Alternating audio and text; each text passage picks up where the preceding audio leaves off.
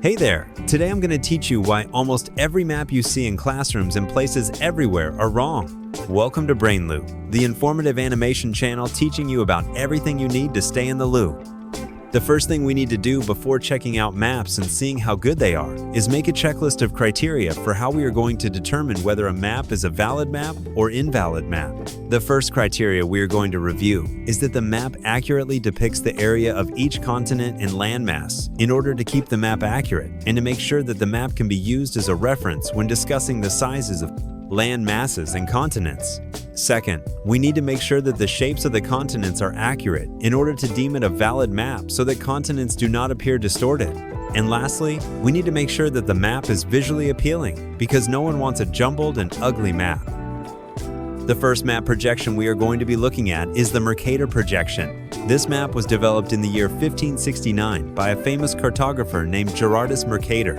Mercator wanted to create an accurate map of the world to be used by sailors and seamen navigating ocean waters. However, the problem that Mercator encountered was that he needed to put a map of a spherical Earth onto a paper. This is an issue because spheres are three-dimensional and circular, while a paper projection would be two-dimensional and rectangular. So how did Mercator solve this issue? Well, first, to answer that question, we first need to learn about longitude lines and latitude lines.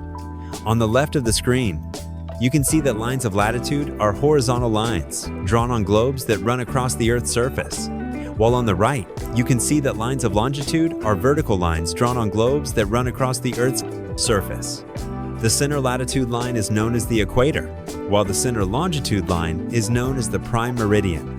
When inspecting these lines, we can see that since they are lines, they can be proportionally drawn onto a paper map, and continents can fall in the same place on the map that they do relative to the lines of longitude and latitude. This is exactly the genius idea that Mercator had. From this, he crafted the Mercator projection, a map that has been extremely popular all over the world. But now, we need to see why it's wrong. In order to show the faults of this map, we are going to compare two land masses. First, we are going to look at Greenland and Africa. When looking at this map, you would think that Greenland is clearly larger than Africa. However, this is not the case. This is a depiction of Africa in the green and Greenland in the red, on top of each other based on the Mercator projection. Now, this is the true size comparison of Africa and Greenland. Notice the difference? This shows that Africa is not only larger than Greenland, but massive compared to Greenland. Now, our next example. We are going to look at Antarctica, Australia, and New Zealand. At first glance, we see that Australia is minuscule compared to Antarctica and New Zealand, even more so. However, when comparing the actual sizes, we see that this is not the case. Here we can see that Antarctica, in the white, while larger than the other two, is nowhere near as large as it seemed. In fact, it is about the same size as Australia. Now, analyzing the Mercator projection based off of our three criteria earlier, we see that it fails in correctly depicting the correct area of land masses. However, with the exception of Antarctica, it correctly depicts the shape of land masses, and we can say that it is visually appealing. Yet, due to it not passing all three criteria, this map is not a valid map. Next, we are going to look at the Gall-Peters projection. This map was first created by Scottish clergyman James Gall in 1855, then later refined in 1967 by German filmmaker Arno Peters. The idea of these two men was to create a map that prioritized the area of continents and land masses instead of their shapes, like the Mercator projection had. They also solved the issue of putting a sphere onto paper by using longitude and latitude lines. However, their approach to decrease area distortion was to vertically stretch the longitude lines. Their decision to prioritize area over shape was made in order to increase accuracy in referencing the map, rather than Mercator's approach of gearing the map towards sailors. You see, for sailors, relative area doesn't really matter as much as shape and location does. Accurate shape of land masses allows them to navigate around them and find the best path to whatever land they desired to reach. On the other hand, Gall and Peters realized that when referencing a map, you need to have an accurate depiction of area, and less so the shape. When looking at the map, you see that South America and Africa appear elongated and much larger relatively than the Mercator projection. Meanwhile, we see that Europe and Antarctica appear much smaller relatively than the Mercator projection. This is an accurate depiction of the relative areas of the land masses and continents. This can be verified by the graphic of Africa and Greenland that I showed you earlier. So now, to verify the validity of this map, we will rate it in the 3 criteria. First, as we discussed, it correctly depicts the areas of different continents and land masses. So we'll give it a green check mark there.